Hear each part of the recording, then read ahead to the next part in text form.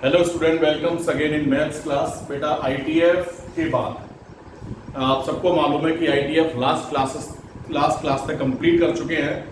Miscellaneous के भी जो क्वेश्चंस थे उनको अपन ने कंप्लीट किया। कुछ एक एग्जांपल्स हो सकता है हो, तो आज आपको क्या करना है, एक बार इस पूरे चैप्टर को बहुत अच्छे से वॉच करना है कि कोई क्वेश्चन कोई एग्जाम्पल रह तो नहीं गया। सारे फॉर्मूले अपने को आने चाहिए, चैप्टर की समरी आनी चाहिए अपने को। समरी में क्या था, प्रिंसिपल वैल्यू से रिलेटेड क्वेश्चन थे, सब्स्टिट्यूशन से रिलेटेड क्वेश्चन थे, एंड जो आईटीएफ इक्वेशंस हैं उनसे रिलेटेड क्वेश्चन है, जिसमें प्रूव भी करना था कहीं पर और कहीं सॉल्व भी करना है। याद रखेंगे, जहां प्रूव करना होता है वहां एक साइड लेंगे, दूसरी साइड आनी चाहिए, और जहां सॉल्व करना है बेटा वहां दोनों साइड लेकर चलना पड़ता है। ओके, और जो वेरिएबल है उसकी वैल्यू फाइंड करनी होती है। क्लियर? तो आईटीएफ के बाद आपको याद है, जैसे उससे पहले आईटीएफ से पहले बेटा ये differentiation and continuity and differentiability upon cover कर चुके हैं। और उससे भी पहले आपको याद होगा बेटा मैट्रिसेस एक चैप्टर है थर्ड, उसको कंप्लीट किया था अपन ने। लेकिन कंप्लीट करते समय एक छोटा सा पॉइंट रह गया उसमें, इन्वर्टिबल ऑफ मैट्रिक्स। ठीक है, लगभग स्टूडेंट ने वो थर्ड चैप्टर है वो पढ़ा हुआ है, फिर भी कुछ एक स्टूडेंट ऐसे होंगे जिन्होंने लेट ज्वाइन कर रखा है। वो चैप्टर आप सबको याद हो, ऑफलाइन भी अपना हुआ था और ऑनलाइन भी हो चुका है। ठीक है, तो जिन स्टूडेंट्स ने लेट ज्वाइन किया, जिन्होंने मैट्रिक्स को नहीं पढ़ा हुआ है, वो आज मुझे कॉल करेंगे, अपना नाम बताएंगे, उनको मैं रिकॉर्डेड वीडियो जो मैट्रिक्स के हैं वो सेंड करूंगा, उसके द्वारा आप कवर करोगे। तो जो लास्ट एक पॉइंट बचा हुआ था आज उसको एक्सप्लेन करे लेते हैं, जिससे चैप्टर खत्म होगा। फिर इसके जस्ट बाद डिटर्मिनेंट्स उसको स्टार्ट करेंगे, तो एक यूनिट खत्म हो जाएगी मैट्रिक्स एंड डिटर्मिनेंट की। क्लियर? तो जो लास्ट टॉपिक बचा था वो था इन्वर्टिबल ऑफ मैट्रिक्स। अब इन्वर्टिबल मैट्रिक्स यानी इनवर्स ऑफ मैट्रिक्स, और उससे पहले भी था बेटा एलिमेंट्री ऑपरेशन। क्लियर? या ट्रांसफॉर्मेशन ऑफ मैट्रिक्स। तो उनको ऑपरेशंस को पहले देख लें क्या क्या है।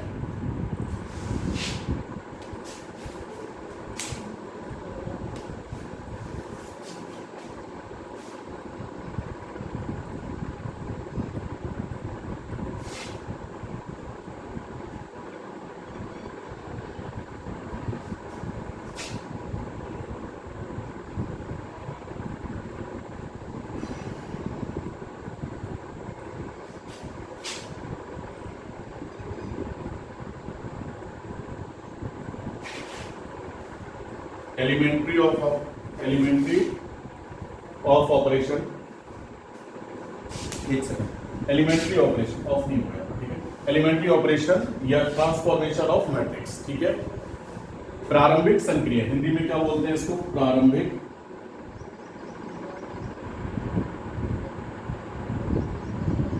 संक्रिया या आव्यूह रूपांतरण।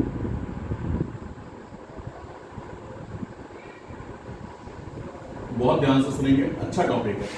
एलिमेंट्री ऑपरेशन यानी ट्रांसफॉर्मेशन ऑफ मैट्रिक्स।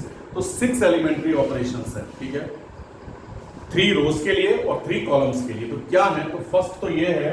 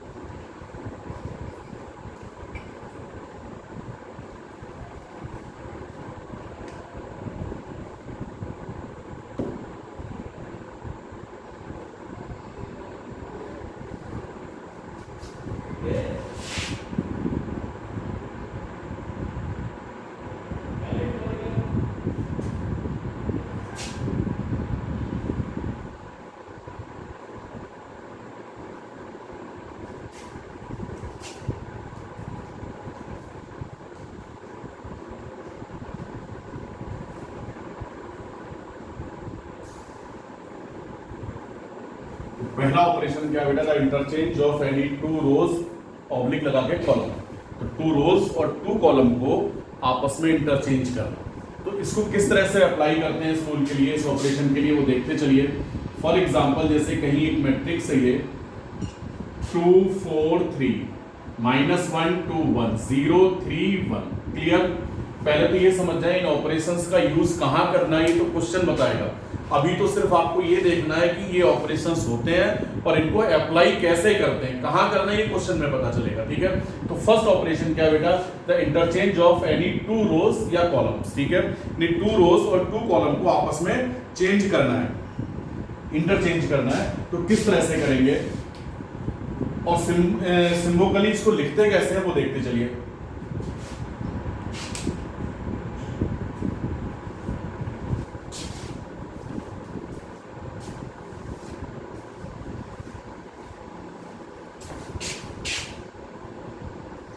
चलिए बेटा, हाँ, तो एक को ये मैट्रिक्स है ए, तो इस ऑपरेशन को का सिंबल क्या है, लिखते समय इसको कैसे रिप्रेजेंट करेंगे वो देखते चलिए। तो सपोज मैंने अभी क्या कहा कि इस ऑपरेशन का यूज कहां करना है, ये क्वेश्चन बताएगा, बट करना कैसे वो यहां देख लेते हैं। सपोज क्वेश्चन में हमको देखते पता चला कि R1 जो कॉलम R1 जो रो है, फर्स्ट रो जो है उसको सेकंड रो बनाना है और सेकंड को फर्स्ट बनाना है। तो आप इसको यूं लिखेंगे, R1 goes to R2 and R2 goes to R1। तो आप इसको यूं लिख लेंगे। अब R1 तो सेकंड की जगह आ जाएगा और सेकंड फर्स्ट की जगह आ जाएगा। -1 2 1 2 4 3 और थर्ड अपनी जगह पर यूं ही रहेगा 0 3 1। क्लियर। सपोज फिर आपको ऐसा लग रहा है कि दो कॉलम को इंटरचेंज करना है, सपोज ये कि -1 2 1 2 4 3 और 0 3 1। यहां क्वेश्चन ने ऐसा कहा कि साहब C1 को C2 बना दीजिए, C2 को C1, तो C1 goes to C2 and C2 goes to C1।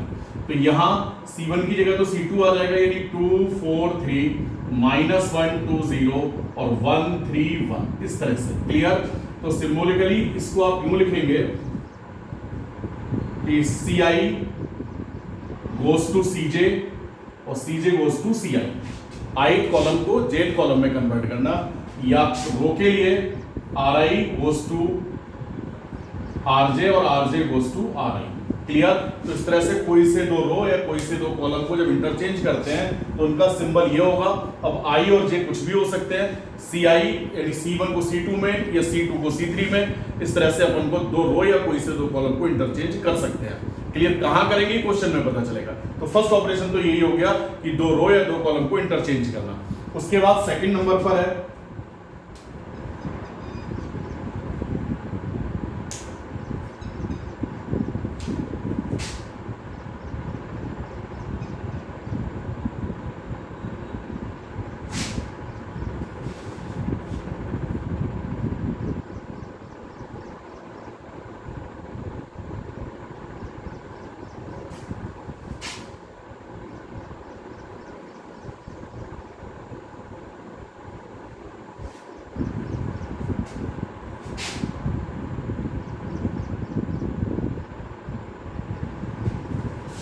क्या है, multiplication of elements of any row या column by a non zero numbers. ठीक है, यानी किसी भी रो या किसी भी कॉलम के एलिमेंट्स को किसी भी नॉन जीरो नंबर से मल्टीप्लाई कर सकते हैं।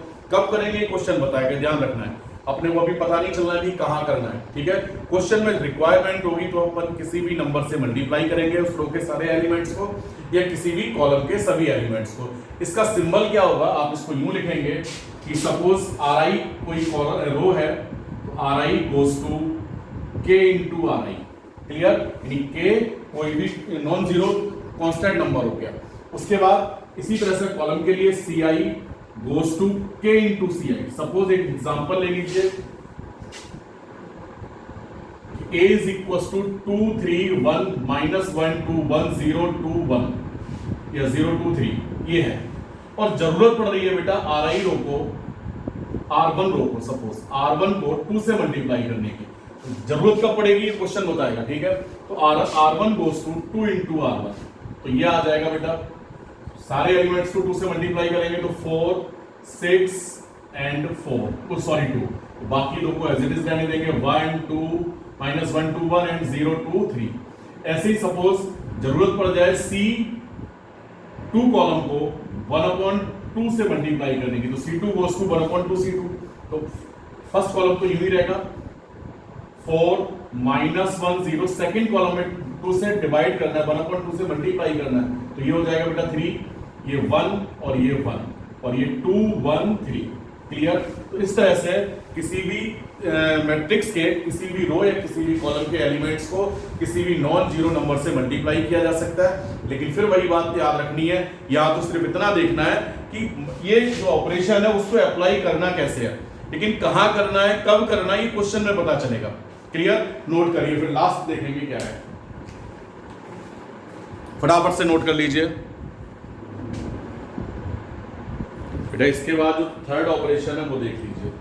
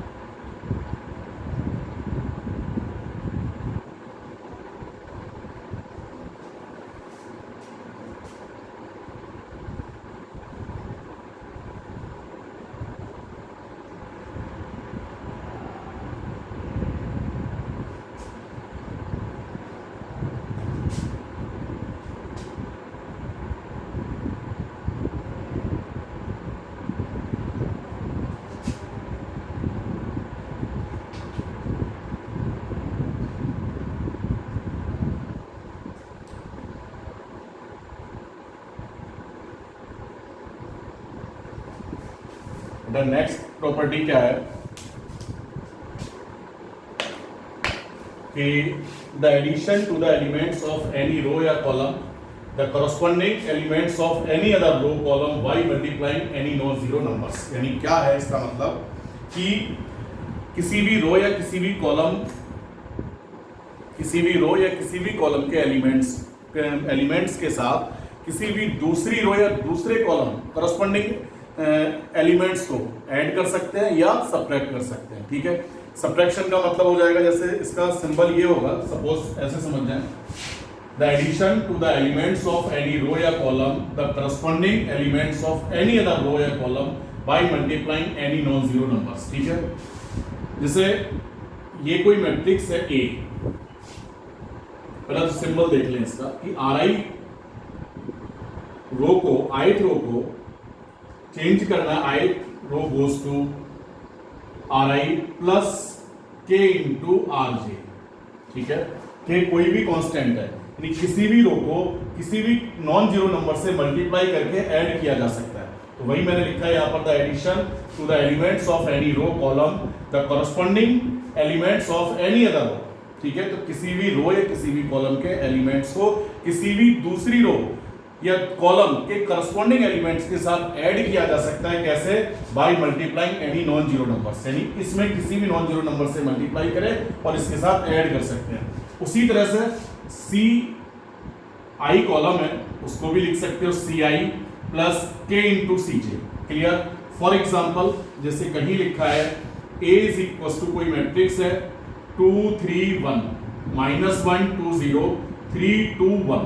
क्लियर? तो यहां जरूरत पड़ रही है बेटा R1 रो को चेंज करने की, R1 goes to R1 plus 3 into R2। Clear? R1 plus 3 into R2, जिस रो को चेंज करेंगे उसमें किसी भी नॉन जीरो नंबर से मल्टीप्लाई नहीं करना, ये ध्यान रखेंगे। क्लियर? चलिए, तो अब ये क्या आ जाएगा, फर्स्ट रो चेंज हो जाएगा आपका। फर्स्ट रो की जगह पर क्या आएगा, R1 प्लस 3 इंटू R2, यानी 2 करस्पॉन्डिंग एलिमेंट्स को लेना है, तो 2 यानी R1 प्लस 3 इंटू R2 यानी -1, तो R1 की वैल्यू तो 2 हो गई, प्लस 3 इंटू R2 कितना बेटा -1, तो 2 - 3 इज इक्वल टू -1, तो यहाँ -1 आ जाएगा। इस तरह से फिर R1 तो 3 हुआ, प्लस 3 इंटू R2 यानी 2, तो 3 + 3 2 6 यानी 9, तो ये 9 आ चुका होगा। क्लियर।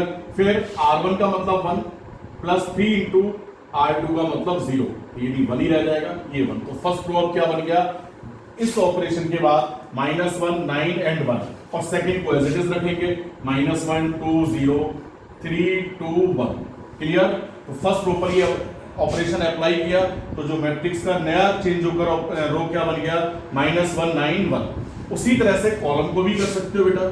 सपोज जरूरत पड़ जाए अपने को कि C2 goes to C2 - 2 C1। Clear. C2 - 2 C1, तो यहां पर C2 तो ये है, ये क्या आ जाएगा बेटा, फर्स्ट कॉलम चेंज हो रहा है, सॉरी सेकंड चेंज हो रहा है, तो फर्स्ट को तो एज इट इज रखेंगे -1 -1 3। क्लियर। अब देखें C2 की जगह क्या आ जाएगा, तो C2 यानी 9 -2 इंटू इसका करस्पॉन्डिंग -1, तो -1, तो ये हो जाएगा माइनस प्लस, और 9 + 2 11। क्लियर। उसी तरह से अब C2 कितना है 2। क्लियर। -2 इंटू C1 कितना है बेटा -1, करस्पॉन्डिंग एलिमेंट्स इसका, तो फिर ये 2 + 2 4 हो जाएगा। फिर देखेंगे C2 कितना है 2। क्लियर। 2 - 2 इंटू C1 कितना है 3, तो 2 - 6 यानी -4। तो सेकंड कॉलम अब क्या हो गया 11 4 -4, थर्ड को एज इट इज रहने देंगे, तो 1 0 1। थर्ड जो कॉलम है वो एज इट इज आ जाएगा, तो नया मैट्रिक्स क्या बन गया जिसका सेकंड कॉलम चेंज होकर 11 4 -4। फिर वही बात आती है, यहां तो सिर्फ आपको ये देखना है कि इन ऑपरेशंस को अप्लाई कैसे करते हैं, कहां करेंगे, कैसे करेंगे, क्वेश्चंस में पहचानना पड़ेगा।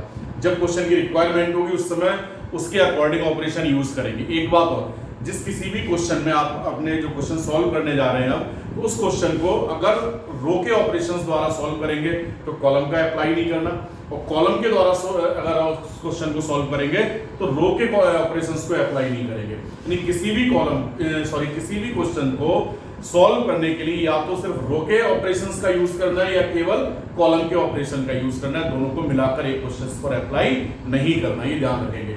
तो एलिमेंट्री ऑपरेशंस कितने हो गए 6 एलिमेंट्री ऑपरेशन है, 3 रो के लिए और 3 कॉलम के लिए। पहला ऑपरेशन क्या है कि किसी भी मैट्रिक्स के कोई से दो रो या कोई से दो कॉलम को इंटरचेंज किया जा सकता है।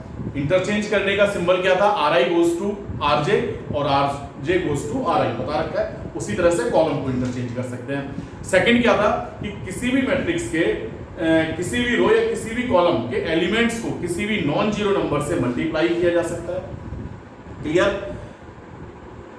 किसी भी जैसे सपोज Ri रो है, Ri को चेंज करना पड़े K इंटू Ri, तो क्या लिखेंगे Ri गोज टू एरो लगाकर K इंटू Ri, जैसे बता रखा है आपको। उसके बाद थर्ड ऑपरेशन था कि किसी भी मैट्रिक्स के किसी भी रो या किसी भी कॉलम के एलिमेंट्स में किसी दूसरे रो, क्लियर, किसी दूसरे रो के करस्पॉन्डिंग एलिमेंट्स को किसी नॉन जीरो नंबर से मल्टीप्लाई करके ऐड किया जा सकता है। क्लियर। जैसे ये कर रखा है अभी अपने सामने। इन क्वेश्चंस द्वारा अपन इन ऑपरेशंस द्वारा अपन कौन से क्वेश्चंस को सॉल्व करेंगे देखेंगे अभी आने वाले टाइम में। इनको पहले नोट कर लीजिए अच्छे से, ठीक है। कहीं प्रॉब्लम आए तो कॉल करके पूछ लेंगे, कोई कंफ्यूजन हो तो पूछ लेंगे, ठीक है। चलिए बेटा, इसके बाद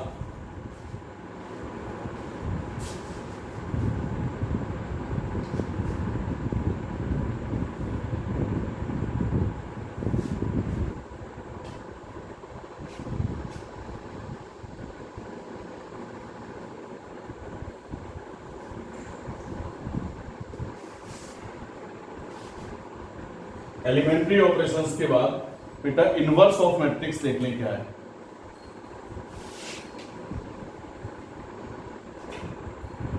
ये invertible matrix,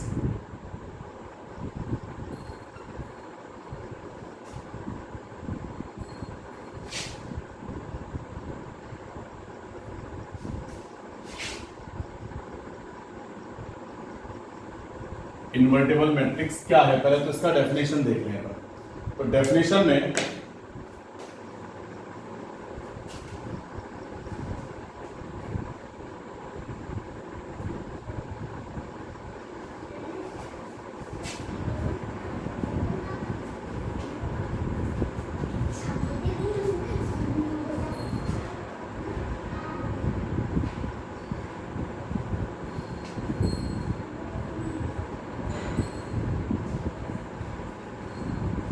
late A and B be the square matrix with same order, ठीक है। ये दो मैट्रिक्स ए और बी हैं और दोनों ही कैसे हैं, सेम ऑर्डर के स्क्वायर मैट्रिक्स हैं, clear. Such that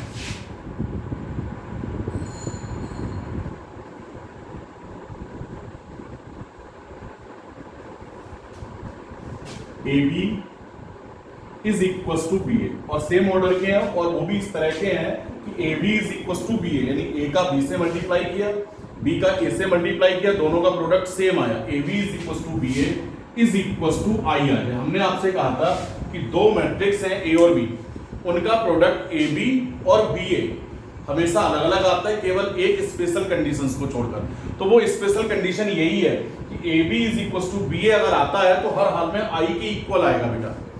A B, ए का बी से प्रोडक्ट और बी का ए से प्रोडक्ट अगर इक्वल आता है तो हर हाल में किसके इक्वल आएगा बेटा, आई के, यानी आइडेंटिटी मैट्रिक्स के इक्वल आएगा वो, ठीक है। तो let A and B be the square matrix with same order such that A B is equal to B A is equal to I, then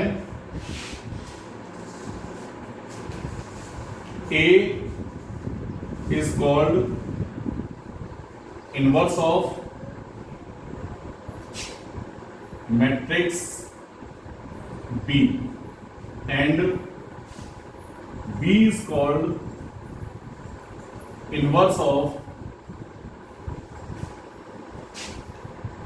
matrix A. Clear? In that case A is a invertible और B भी invertible है, मतलब जिसका inverse exist है वो invertible है, ठीक है। इन दैट केस A एंड B is called invertible। व्युत्क्रमणीय, इन्वर्टेबल को क्या बोलते हैं बेटा, व्युत्क्रमणीय मैट्रिक्स, प्रतिलोम मैट्रिक्स। तो आप भी इन्वर्स ही बोलेंगे, हिंदी मीडियम वाले भी, और व्युत्क्रमणीय को इन्वर्टेबल ही बोलेंगे, ठीक है। इन्वर्टेबल का मतलब व्युत्क्रमणीय, इन्वर्टेबल का मतलब व्युत्क्रमणीय, अर्थात जिसका इनवर्स एग्जिस्ट है वो इन्वर्टेबल है। तो मैंने वही लिखा है यहाँ पर बेटा, then A is called inverse of matrix B and B is called inverse of matrix A, यानी A और B दोनों का इनवर्स हो गया, दोनों म्यूचुअली एक दूसरे के इनवर्स होंगे, A B का इनवर्स होगा तो B A का इनवर्स होगा, और इस केस में अपन A को क्या कहेंगे, इन्वर्टेबल है, और B भी क्या कहेंगे, इन्वर्टेबल मैट्रिक्स है, क्लियर। तो जिसका इनवर्स एग्जिस्ट होता है वो इन्वर्टेबल मैट्रिक्स होगा। चलते हैं आगे, इसको डिनोट कैसे करते हैं, इनवर्स ऑफ A, नोट डाल के लिख देंगे,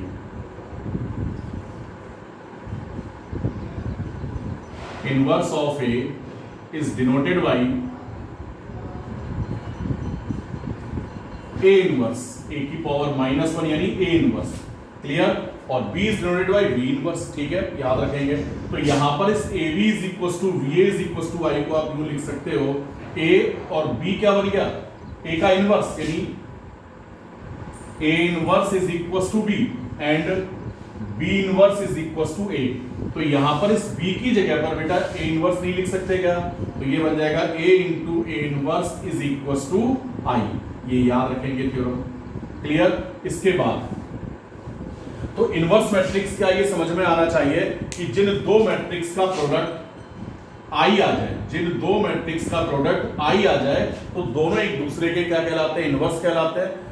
A B का इनवर्स और B A का इनवर्स होगा, और इस कंडीशन में दोनों मैट्रिक्स इन्वर्टेबल मैट्रिक्स यानी व्युत्क्रमणीय मैट्रिक्स होते हैं, ओके।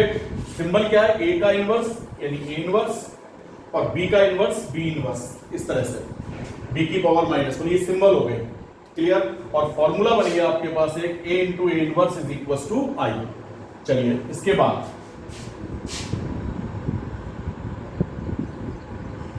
जैसे एक थ्योरम है बेटा कि A B inverse is equal to B inverse into A inverse, okay.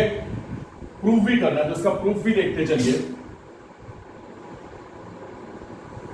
आप जानते हैं कि किन्हीं भी दो मैट्रिक्स का प्रोडक्ट, यानी कोई भी मैट्रिक्स और उसके इनवर्स का प्रोडक्ट आई होता है, मैट्रिक्स एंड उसके इनवर्स का प्रोडक्ट आई होता है, देखा होगा यहां पर A और A का inverse is equal to I.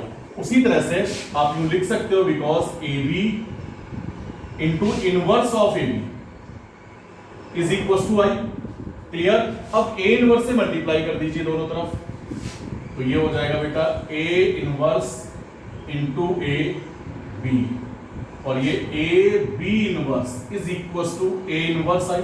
Clear. A inverse से दोनों तरफ आपने मल्टीप्लाई किया तो A inverse into A inverse into A is equal to I, तो ये बन गया बेटा I B A B inverse is equal to, और आई से किसी का मल्टीप्लाई करें तो आपको ये बता रखा है बेटा कि मैट्रिक्स में चेंज नहीं होता, यानी A I is equal to A square I is equal to A square जानते हैं, इस तरह से A inverse into I is equal to A inverse. Clear. उसी तरह से I B is equal to B रह जाएगा केवल। बेटा कहीं डाउट हो तो पूछ लेंगे, ठीक है। फिर वापस अब बी इनवर्स से मल्टीप्लाई कर दीजिए, तो ये आ जाएगा b इंटू बी इनवर्स। इसी तरह से जिस ऑर्डर में मैं कर रहा हूं उसी ऑर्डर में आपको मल्टीप्लाई करना है, और ये ए बी इनवर्स को यूं ही रखेंगे, ठीक है। एक सेकंड, प्री मल्टीप्लाई करना है b इंटू बी इनवर्स, इधर भी b इनवर्स इंटू उल्टा ये b inverse into B, pre multiply by B inverse और इंटू ए इनवर्स, तो ये b इनवर्स इंटू बी फिर आई हो जाएगा, तो ये आ जाएगा बेटा आई और A B inverse is equal to B inverse into A inverse, और इन दोनों का प्रोडक्ट आई को जब इससे मल्टीप्लाई करेंगे तो यही आएगा ना, इस रूल के according A B inverse is equal to B inverse into A inverse. तो इस थ्योरम को याद रखेंगे, ये कई जगह काम आएगी, फटाफट से नोट कर लीजिए।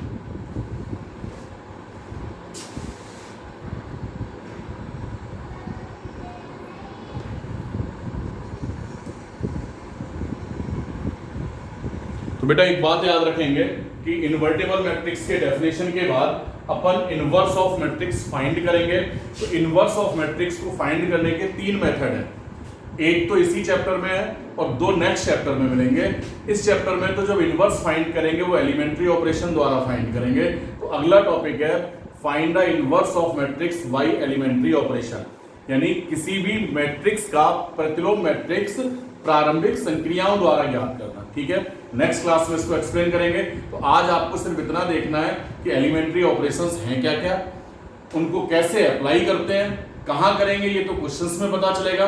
तीन रो के हैं, तीन कॉलम के, ये ध्यान रखना है। किसी भी क्वेश्चन को या तो रो से सॉल्व करेंगे या कॉलम के द्वारा सॉल्व करेंगे। उसके बाद इन्वर्टेबल मैट्रिक्स क्या चीज है ये डेफिनेशन जरूर देख लेंगे। जिन दो मैट्रिक्स का प्रोडक्ट आई आता है तो दोनों एक दूसरे के इनवर्स कहलाते हैं। A B is equal to B A is equal to I, but याद रखेंगे मैंने लिख रखा है A and B be the square matrix with same order, यानी ए और बी दोनों कैसे होने चाहिए, सेम ऑर्डर के स्क्वायर मैट्रिक्स होने चाहिए। यानी जो इनवर्स पॉसिबल है, यानी कोई मैट्रिक्स अगर इन्वर्टेबल है तो वो हर हाल में स्क्वायर मैट्रिक्स होना चाहिए। क्लियर, उसका जो इनवर्स होगा वो भी उसी ऑर्डर का स्क्वायर मैट्रिक्स ही आएगा। क्लियर, तो किसी भी मैट्रिक्स का इन्वर्टेबल होना नेसेसरी कंडीशन है कि वो स्क्वायर मैट्रिक्स होना चाहिए। ओके, तो नेक्स्ट क्लास में अपन इनवर्स ऑफ मैट्रिक्स को फाइंड करेंगे। दैट्स ऑल, थैंक यू बेटा। हाँ, एक इंपॉर्टेंट मैसेज है बेटा आप सबके लिए कि वेडनेसडे को 10 बजे से लेकर 1 बजे के बीच आप सबको अपना कंप्लीट रिकॉर्ड लेकर आना है। जो भी वर्क किया हुआ है आपने होमवर्क चेक कराना है सबको, और साथ ही साथ मैसेज दिया होगा बाकी सर ने भी आपके लिए कि जो काउंटर की आपकी फॉर्मेलिटीज हैं स्कूल खुलने के बाद उसको पूरी करनी है, कि जो सहमति पत्र है वो देना है, जिसने रिन्यूअल जमा नहीं किया उसको रिन्यूअल जमा कराना है, यूनिफॉर्म कंफर्म करनी है कौन सी है यहाँ से। ठीक है, तो जितनी भी फॉर्मेलिटीज है वो आकर वेडनेसडे को कंप्लीट करनी है, काउंटर वाली प्लस होमवर्क वाली। थैंक यू बेटा।